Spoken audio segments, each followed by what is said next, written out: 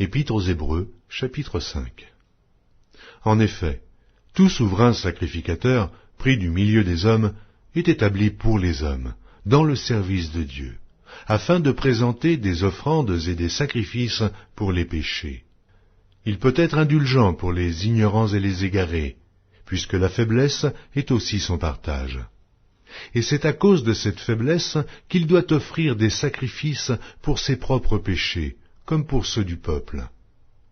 Nul ne s'attribue cette dignité s'il n'est appelé de Dieu, comme le fut Aaron.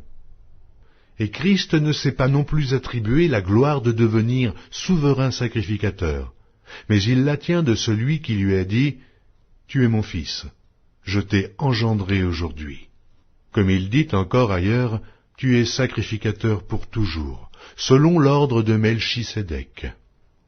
C'est lui qui, dans les jours de sa chair, ayant présenté avec de grands cris et avec larmes des prières et des supplications à celui qui pouvait le sauver de la mort, et ayant été exaucé à cause de sa piété, a appris, bien qu'il fût fils, l'obéissance par les choses qu'il a souffertes, et qui, après avoir été élevé à la perfection, est devenu pour tous ceux qui lui obéissent l'auteur d'un salut éternel.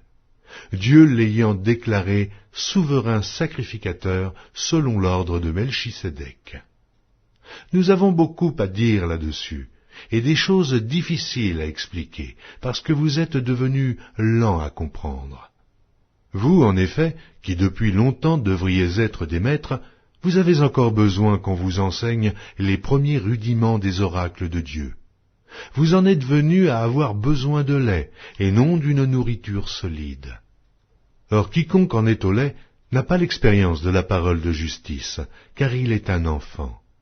Mais la nourriture solide est pour les hommes faits, pour ceux dont le jugement est exercé par l'usage à discerner ce qui est bien et ce qui est mal.